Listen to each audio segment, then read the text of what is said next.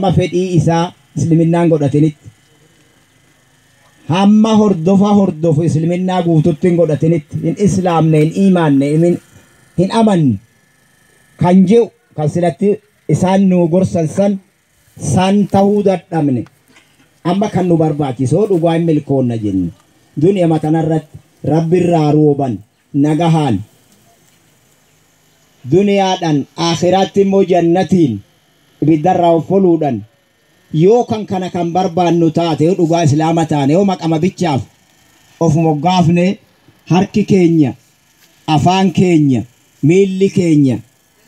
nama islaama ta'e irraa of qabu